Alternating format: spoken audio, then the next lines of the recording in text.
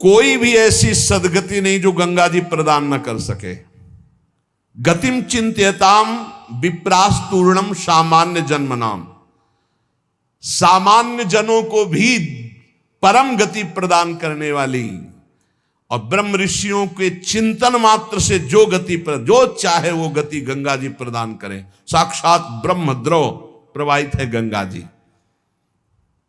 गंगा जी की ही एक ऐसी अमोघ महिमा है कि जिनके दर्शन मात्र से पाप नष्ट हो जाते हैं। गंगा जी मतलब श्रीधाम वृंदावन से इस समय जैसी आसक्ति प्रगट की वृंदावन ने, ऐसी गंगा जी से आसक्ति। गंगा जी छोड़कर कहीं नहीं जाना, किनारे ही जो तीर्थ मिले मिले, कहीं नहीं जाना, नगर में भी ऊपर नहीं चढ़ना, वहीं जो आहार मिले गंगा का।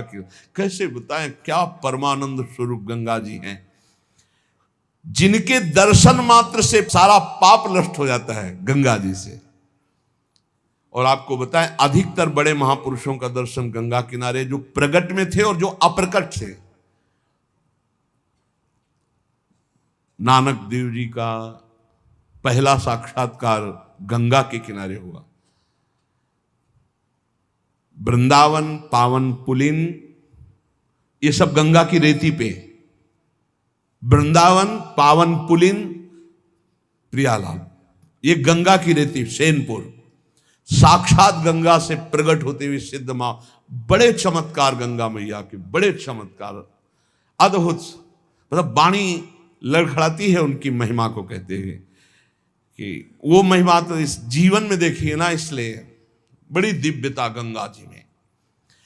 गंगा जी के नाम का स्मरण मात्र करने से पाप थर्रा जाते हैं।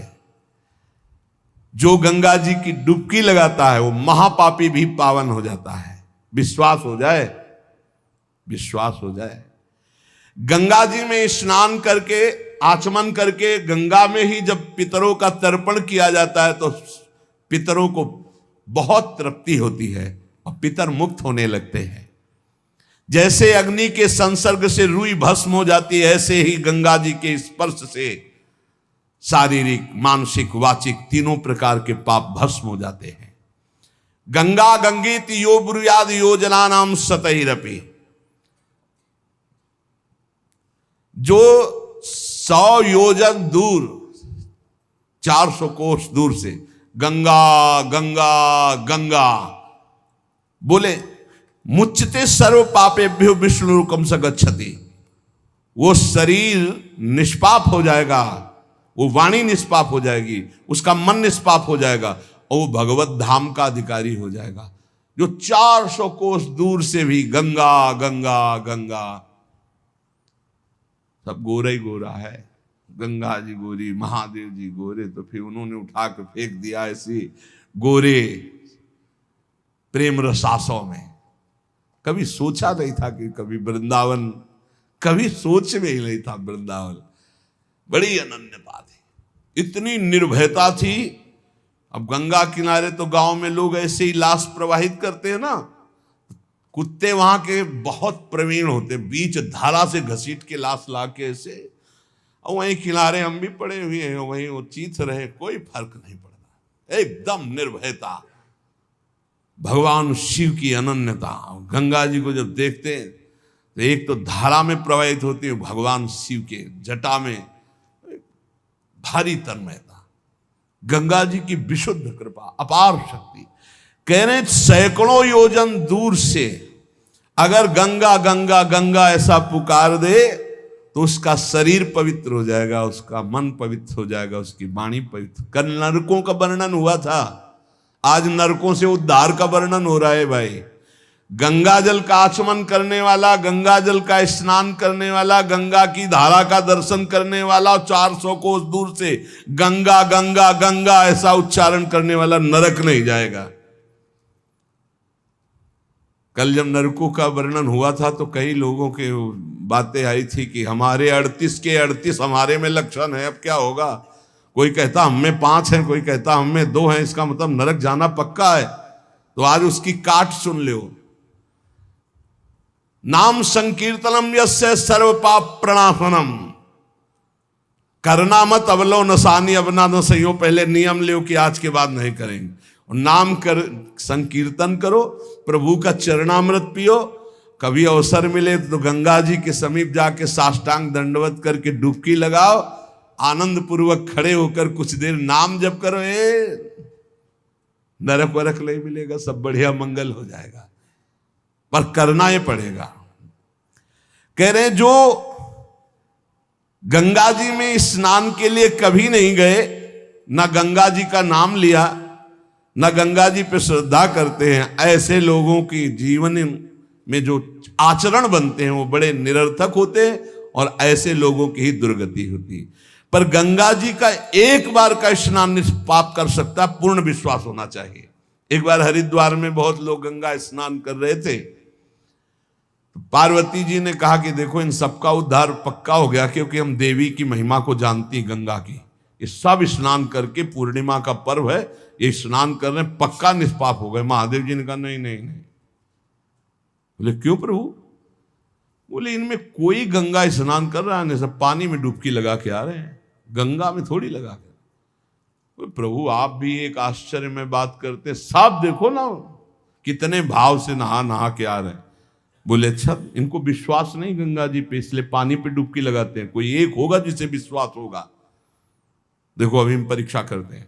रास्ते में बैठ गए तो फिसल के जैसे गिर गए हों ऐसे वृद्ध का रूप रख के गिरे हुए।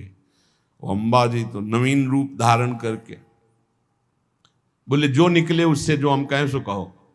तो जो महादेव जी ने सिखाया तो कहते भैया ये हमारे पति देव गिर गए, थोड़ा हाथ सहयोग दीजिए, पकड़ के उठा दीजिए, अकेले उठ नहीं रहे, आप आइए। और जब कोई आने लगे तो कहना निष्पाप पुरुष ही हमारे पति को छू सकता है, अगर पापी छुआ तो भस्म हो जाएगा। बस इतना तुम्हें बोलना है, ठीक है। अब जो निकलते बोले भैया आप गंगा नहा के आ रहे हो? बोले हाँ। तो बोले आप तो निष्पाप हो ही गए, हो गए, हमारे पति फिसल के गिर गए, हमारे पति निष्पाप हैं, और जो निष्पाप पुरुष इनको निकाल सकता है, अगर कोई पापी छू लिया तो भस्म हो जाएगा, आप सहयोग करो। बोले गंगा तो नहा के आए पर पाप बहुत तो हुए हो, अगर कहीं पाप नष्ट न हुए हो तो भस्म ही हो जाएंगे।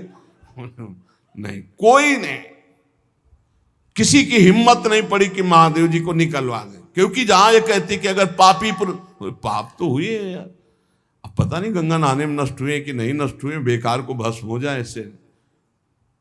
उनमें एक आदमी सरल भाव से गंगा गंगा गंगा माँ गंगे स्नान किया, और बोले भैया हमारे पति को निकलवा। बोले अच्छा भैया, लुटा रखा। बोले भैया एक बात सुन लो, हमारे पति निष्पाप हैं, अगर पापी पुरुष छुएगा तो भस्म हो जाएगा। तो बोले भैया आपको विश्वास नहीं, गंगा मैया में स्नान करके आ रहा हूं, अब भी पापी हूं। और तत्काल भगवान बाहर निकाल किसी को। जब वो चला गया तो भगवान शिव ने कहा ये केवल गंगा स्नान करके आया है, इसकी अर्थात भाव विद्यते देवा ना पाषाणे ना मूर्तये। यदि हम भगवान के नाम, भगवान के धाम, भगवान के इन पावन तीर्थों पर दृढ़ विश्वास करते तो बहुत जल्दी लाभ प्राप्त होता है। ये विश्वास के लिए सुनाता शास्त्र, ऋषि मुनि सब ये विश्वास के लिए सुनाते।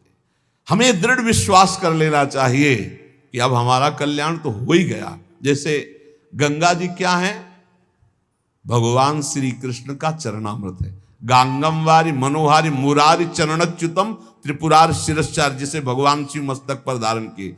अपने लोग रोज चरणामृत पीते हैं, किनका? प्रिया प्रीतम का। अब और गंगा की जरूरत पड़ेगी? जहां से गंगा प्रकट हुई उनके सर्वांग स्नान का जल हम। यमुना जी, जब यमुना जी गंगा जी से मिली तो गंगा जी ऐसे होकर प्रणाम मुद्रा में मिली यमुना जी से। यमुना जी ने कहा तुम्हारा हो भाग्य कि तुम जगत पावन करने वाली गंगा हो। तो उन्होंने कहा तुम्हारे सामने मेरी कोई सामर्थ्य नहीं, क्योंकि तुम में प्रभु पूर्ण अवगाहन करते, हम तो प्रभु के चरण धोवन मात्र हैं, आपके ऊपर तो पूर्ण प्रभु की कृपा है।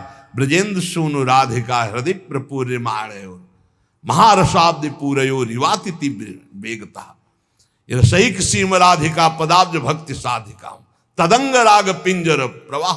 श्री लाडली लाल का अंगराग लेकर प्रवाह करती है। ये अपने कल्याण की अब कोई चिंता रह गई? रोज जो चरणामृत पान करता है, काल मृत्यु हरणम सर्वव्याधि विनाशनम, श्री कृष्ण पादोदकम पीत्वा पुनर्जन्म न विद्यते, बस विश्वास हो।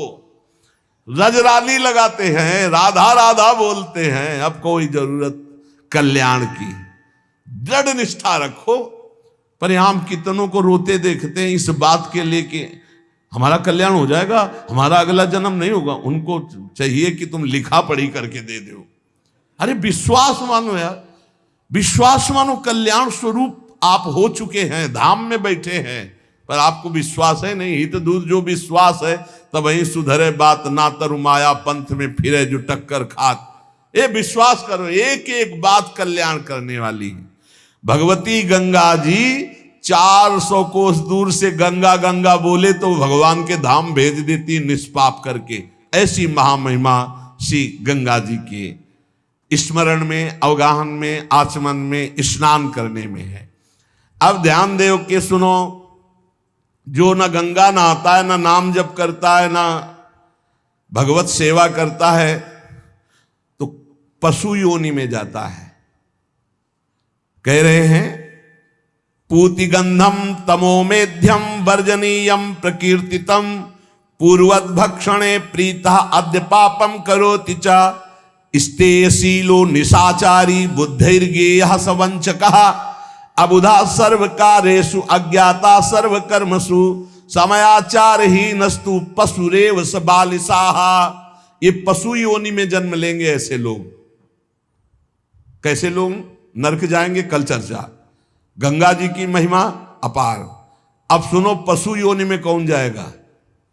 जब जीव यहां कोई पापाचरण करता है तो भूतेश्वर भगवान मथुरा में है, उनका शासन होता है। ब्रज 84 कोष के जीवों को जो प्रेत योनि को प्राप्त होते हैं उनको, और जब मुक्त होने का अवसर आता है तो ऐसे छूट दे देते हैं। ऐसे नहीं है कि वो तुमसे, यहां ऐसा नहीं कि नहीं है, कई प्रसंग पाए गए हैं अभी तो देखो। तो पशु योनि को प्राप्त होता है।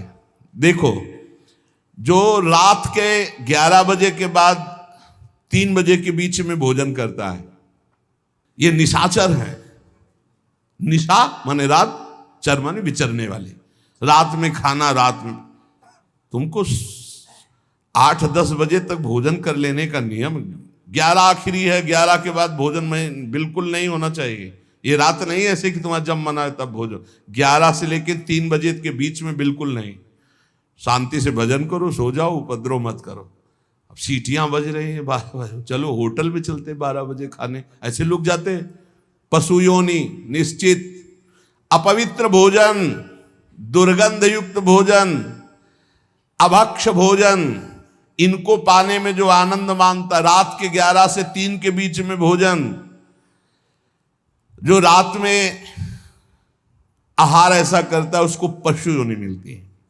जो दूसरों का धन चोरी करता है, जो विद्वान बन करके दूसरों की वंचना करके धन को लूटता है, जो अपने कर्तव्य कार्यों से अनभिज्ञ होकर मनमानी आचरण करता है, जो समयोचित सदाचार का ज्ञान नहीं रखता, वो मूर्ख पशु योनियों को प्राप्त होता है। जो हिंसक स्वभाव का है, जो अपने परिवार वालों को पीटता है, गाली गलौज, थोड़ी सी संपत्ति के लिए मारपीट, ऐसी लड़ाई झगड़ा, कलहप्रिय, कायर, कुत्ते की योनि को प्राप्त होता है। लिखा हुआ है वो कुत्ते की योनि को प्राप्त होता है। जो थोड़े से हिस्सा के लिए भाई बंधुओं को मारपीट, कलह, लड़ाई झगड़ा, इस तरह का व्यवहार, हिंसक स्वभाव, क्रूर स्वभाव, इनको कुत्ते की योनि प्राप्त होती है। जो चंचल स्वभाव, देखो कुछ न कुछ करते जा, बैठे तो पैर हिला रहे, वो मतलब शांत नहीं रह सकते, उनके शरीर में वाइब्रेट होता रहता है। वाइब्रेट जैसे मोबाइल नहीं झनझनाता रहे, वो झनझनाते रहे। सुन लो भाई क्या बनोगे। और जो दूसरे के भोजन के लिए लालायित रहता है, कहां से निमंत्रण आ जाए, कैसे हो जाए, क्या व्यवस्था बन जाए, सुनो। और जब चलता है ना तो बेढंगे ढंग से चलता है, बेढंगे ढंग। और दूसरों की वस्तु देकर लुभायमान होकर छीनने का स्वभाव करता है, उसका अगला जन्म बंदर का मिलेगा, पशु योनि में बंदर बनेगा।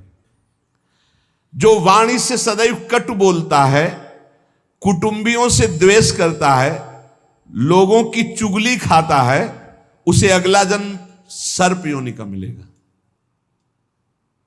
कुटुंबियों से द्वेष करता है, दूसरे की चुगली खाता है, उद्वेगजनक वचन, उद्वेग माने भारी क्लेश पहुंचाने वचन, दूसरे की निंदा करना, चुगली करना, तो विषधारी सर्प बनता है।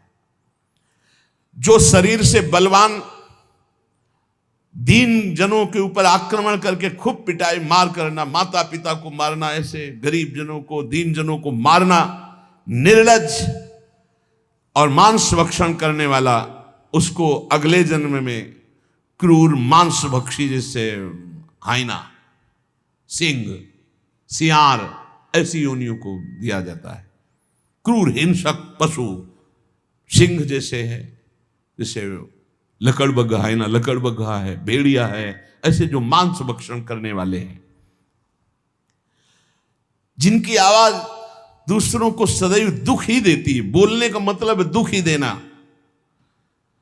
जो दूसरे को, अब जैसे जा रहे हैं, जंजीर खींचा, वैसे ऐसे वो गिर गए, उनके अंग भंग हो रहे, वो समझ रहे 30-40 हजार की सोने की चैन खींच ली तो हम ब्रह्मा बन जाएंगे। देखो उनको क्या बनना पड़ेगा।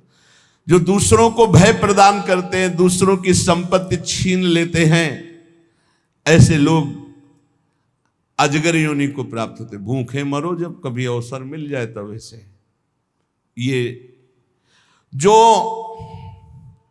दूरदृष्टि न रख के वर्तमान दृष्टि रख करके केवल भोग के लिए दूसरे के दुख का कारण बनते हैं, केवल उनके चिंतन यही चलता रहे, कहां से क्या खा लूं, कहां से क्या उठा लूं, कहां से क्या, बोले हाथी की योनि को प्राप्त होते हैं, वो पशु हाथी योनि को। इस तरह से 83,99,999 योनियां हैं। जो भजन नहीं करते, भगवत विमुख हैं, उनको सब क्रमशः ये प्राप्त होती है। उपासक को चाहिए कि कम से कम इतना तो कर ले कि अगला जन्म मनुष्य का हो जाए, फिर भजन करे अगर कोई कमी रह गई हुई। अगर आप नाम जप करेंगे और एक बात ध्यान रखेंगे कि दूसरों को दुख ना पहुंचने पावे, तो पक्की बात है भगवान की कृपा से अगर भगवत प्राप्ति नहीं हुई तो दूसरा जन्म होगा मनुष्य का, और बहुत महान भक्तों के बीच में जन्म होगा। जन्म से ही भजन प्रारंभ हो जाएगा और आप यौवन अवस्था प्राप्त होते होते भगवत प्राप्त हो जाएंगे, काम हो जाएगा आपका। भजन एक ऐसी वस्तु है जो आपको बचा सकती है। अब इसमें कह रहे हैं कि जैसे आप भजन मार्ग में लगे हुए हो और आपको कोई गाली दे रहा है, आपने पलट के गाली दे दी तो आपका भजन क्षीण हो जाएगा। इसलिए भजन को बचाने के लिए कह रहे, अकार्पण्य मपारुष्यम संतोषा सरदधानता। ये ब्रह्म ऋषियों की बातें हैं, बहुत काम की बातें हैं। अनुसूया गुरो पूजा दया भूतेषु पैशुनम सद्वीरेश दमः प्रोक्तो ऋषि शांत बुद्धि भी। अकार्पण्य माने उदारता। भजन किससे बचेगा? उदार बुद्धि। स्वभाव कह रहे हैं कोमल, कोमल स्वभाव से भजन बचेगा। संतोष वृत्ति से भजन बचेगा। गुरु इष्ट पर श्रद्धा वृत्ति से भजन बचेगा। दोष दृष्टि किसी पर ना हो, इसका अभाव हो, इस तो भजन बचेगा। गुरु शुश्रूषा सेवा से भजन बढ़ेगा। प्राणियों पर दया तो भजन बढ़ेगा। किसी की भी चुगली ना करना, संत और ऋषि मुनियों का संग करना, इससे भजन बढ़ता है, पचता है। भजन किससे नष्ट होता है? तो कह रहे हैं जब अवमाने न कुप्येत सम्माने न प्रहस्यति सम दुखो सुखो धीरा प्रशांति इति कीर्त्यते। जब तुम्हारा अपमान हो और तुम उसका बदले में अपमान कर दो तो तुम्हारा भजन क्षीण हो जाएगा। और यदि अवमाने न कुप्येत, अगर तुम्हारा अपमान हो रहा तुमने क्रोध नहीं किया, तुम्हारा सम्मान हुआ तुमने सम्मान स्वीकार नहीं किया, बचना भाई, इससे बचना, ये अगला जन्म नहीं होने देंगे। अगर ऐसा आप उदारता, कोमल स्वभाव, संतोष, श्रद्धा, दोष दृष्टि का अभाव, गुरु सेवा, प्राणियों पर दया, चुगली ना करना, निश्चित निश्चित अगला जन्म नहीं होगा। आप अपने भजन को बचाएं। जब कोई आपका अपमान कर रहा हो तो आप उसके बदले में उसका अपमान ना करें। यदि आपको क्रोध आ गया अपमान करने पर तो आपका भजन का फल क्षीण हो जाएगा। यदि सम्मान हुआ, आप आनंदित हो गए कि हमारा बड़ा सम्मान हो, तो आपका भजन क्षीण हो जाएगा। इसीलिए श्रीपाद भी कह रहे हैं, सम्मानम कल्याति घोर गर्लम नीचापमानम सुधा, श्री राधा मुरली धरो भज सके वृंदावन मात्यज। जब कोई सम्मान करे तो उसे भारी विष के समान समझो। सम्मानम कल्याति घोर गर्लम, जैसे बढ़िया खीर मिल रही हो, कान में कोई आके कह दे विष पड़ा है तो आप नहीं खाओगे। ऐसे ये सम्मान, प्रणाम, नमस्कार, वाहवाही, ये तुम्हारे भजन के नाश करने के लिए है, ये विष है, इसे मत पीना, स्वीकार मत करो। विश्व नमन करे करने दो, तुम स्वीकार मत करो, तुम हर्षित मत हो। और जब अपमान हो तो उसका अपमान करने वाले का कभी अपमान न करना। धीर पुरुष, प्रशांत पुरुष अपने भजन को ऐसे बचा ले जाता है। जैसे कोई अपमान कर रहा है, बहुत बड़ा अमृत है, सच्ची मानिए। जिसका अपमान हो रहा है वो साधु पुरुष जब अपमान सह जाता है तो उसका भजन बढ़ता है, वो सुख से भगवान में शयन करता है। और जब अपमान हुआ और अपमान दूसरे का कर देता है तो उसका भजन क्षीण हो जाता है, वो अशांत होकर के फिर जगत में शयन करता है। अपमान करने वाला जब कोई सामने से अपमान सह जाता है तो उसका सहन करना उसके नाश का कारण बन जाता है। अपमान करने वाले का निश्चित नाश हो जाता है जब वो सामने वाला बोले ना, केवल चुप रहे। ये बड़ी बात है, पर बहुत कठिन है। उस समय जब कोई अपमान कर रहा है, निंदा कर रहा है, आप शांत हैं, इसका मतलब आपके ऊपर गुरु कृपा है और आप अपने भजन को पहचानते हैं, भजन बचाना चाहते हैं। अपमानित होने पर चाहिए कि अपमान करने वाले की ना बुराई सुने ना बुराई करे। जैसे कोई आकर बहुत नीच आदमी आपको गाली दे रहा था, कान में अंगुली डालो, नहीं भाई वो नीच नहीं, भगवान उसके अंदर बैठकर मेरी परीक्षा ले रहे थे, मुझे पुष्ट कर रहे थे, वो नीच कैसे हो सकता है। अपने भजन पर दृष्टि रखे, ना उसकी निंदा करे, ना उसकी निंदा सुने, ना उसका बुरा चाहे। यद्यपि इसमें लिखा हुआ है कि जो अपमान करने वाला है उसका सर्वनाश हो जाता है। ऐसे महापुरुष का अपमान जब करे कि वो बोले ना केवल, तो वो अपमानित करने वाला पुरुष स्वयं नाश को प्राप्त हो जाता है। ये बड़ी बात है। कह रहे तिष्ठेद औमंता विनश्यति। अगर वो अपमान जिसका कर रहा है वो महात्मा भजन करने वाला शांत है, कुछ नहीं बोल रहा है, वो तो सुख से शयन करेगा परमात्मा में और उसका भजन सुरक्षित बच गया और जो भी कलमश हुआ होगा वो भस्म हो गया। लेकिन अपमान करने वाला बोले विनश्यति, उसका नाश पक्का हो जाएगा। अपमानित होने पर साधक को चाहिए कि कभी अपमान करने वाले की ना बुराई सुने और ना बुराई करे, उसका भजन बच जाएगा, भगवान की कृपा हो जाएगी। अमृतस्येव तृप्येत अपमानस्य योगवित् विषवच्च जुगुप्सेत सम्मानस्य सदा द्विजः। साधक को चाहिए कि अपमान को अमृत के समान पान कर ले, नीचापमानम सुधा। देखो साधक, अपमान को अमृत के समान, जब कोई अपमान कर रहा हो तो ऐसे खुश होना चाहिए काम बन गया। भगवत प्राप्ति में जो बाधक भाव है, इसके अपमान करने से भस्म हो जाएंगे, भगवान हम पर प्रसन्न होंगे। मौन, कभी उसकी तरफ रुद्र दृष्टि से भी न देखो। अपमान करने, ये भागवती का लक्षण है। अमृतस्येव तृप्येत अपमानस्य योगवित्, अमृत है अपमान। पर देखो ध्यान दीजिए, यदि आपकी कोई निंदा कर रहा है और सही में कर रहा है निंदा, तो तुम्हें सुधार करना चाहिए। वो तुम्हारे लिए अमृत नहीं है, वो विष है, सुधार करो। और अगर वास्तविक हमारी कोई गलती नहीं हो, हमारा अपमान, हमारी निंदा हो रही, तो नाचना चाहिए कि बहुत बड़ा विघ्न नष्ट हो गया और भजन में हमारी उन्नति अब पक्की होगी, पक्की उन्नति होगी, लौकिक और पारलौकिक। विषवच्च जुगुप्सेत सम्मानस्य सदा द्विज। साधक को चाहिए कि सम्मान से ऐसे बचे जैसे विष भरे भोजन से बचा जाता है। सम्मान स्वीकार न करे, प्रणाम नमस्कार ऐसे। श्री हरिवंश कोई कह रहा है, श्री हरिवंश, अब वो अगर पंचांग प्रणाम कर रहा है तो आप भी नमन कीजिए और निकल जाइए, व्यवहार मत बनाइए, दोबारा वो ना प्रणाम करे ऐसी भावना रखिए। अगर ज्यादा आप उससे प्यार करेंगे कि ये प्रणाम कर रहा है तो सम्मान स्वीकार कर रहे हैं। सम्मान देने वाले से ज्यादा प्यार नहीं किया जाता। राधा जल्दी, सम्मान विष है और अपमान करने वाले को प्यार दृष्टि से देखा जाती है। आप बड़े हितैषी हो, हमारा भजन बढ़ेगा, भगवान की प्राप्ति होगी, पर ऐसी अपनी तरफ से चेष्टा ना करे कि कोई अपमान करे। अपमान से सदैव तप की वृद्धि होती है। अपमानात् तपो वृद्धि, सम्मानाच्च तपः क्षया।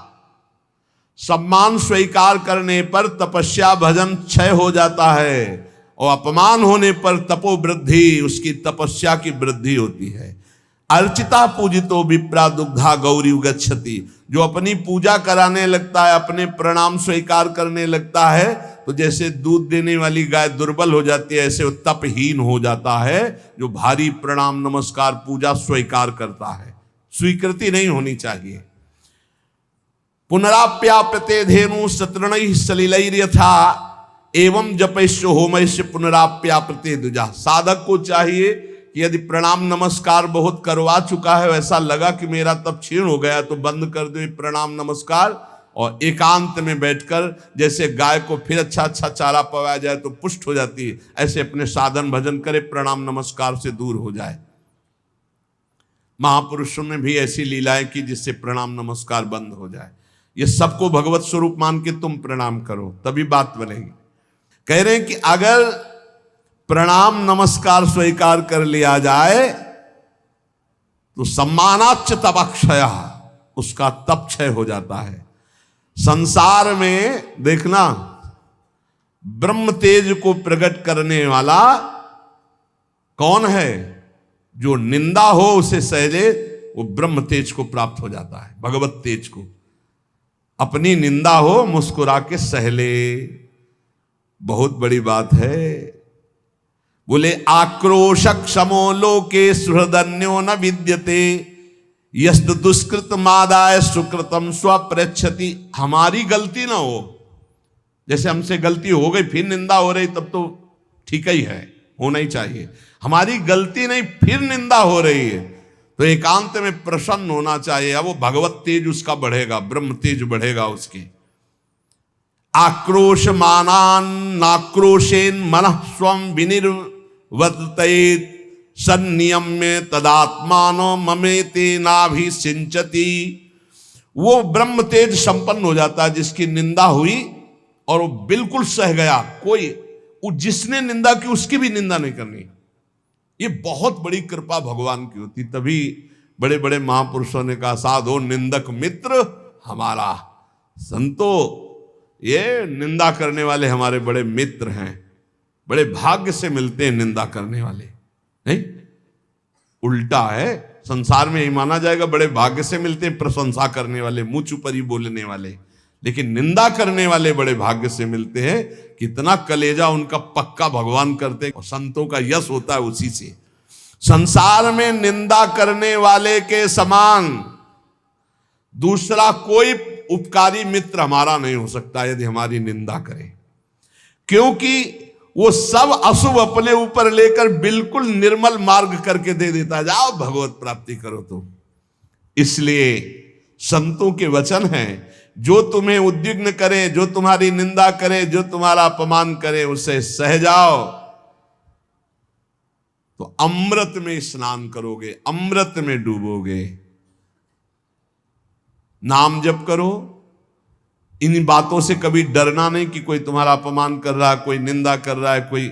एक संत भगवान बहुत अच्छे उपासक, उनका विक्षेप सहन नहीं होता। विक्षेप होता क्या है? विक्षेप आपकी मान्यता होती है। देखो इसमें अगर आप ये संत वाणी सुन रहे हो तो आपको अपमान विक्षेप लगेगा, आपको निंदा विक्षेप लगेगा, आपको प्रतिकूलता विक्षेप लगेगा, आपको तिरस्कार विक्षेप। अरे ये अमृत है, ये अमृत है। इसी को पान करके संत मत वाले बन जाते हैं। जब कभी ऐसा अवसर आवे तो बुरा मत मानना, अमृत पान करा रहा है जो तुम्हारी निंदा कर रहा है, तुम्हारा अपमान कर रहा है, तुम्हारा तिरस्कार कर रहा है। बड़ा कृपालु, भगवत प्राप्ति का योग बना रहा है, सच्ची मानना। इसलिए सत्संग की बातों का मनन करो, इतने धैर्यवान बनो और निरंतर नाम जप करो। शेष चर्चा आगे। श्री राधा वल्लभ लाल की जय।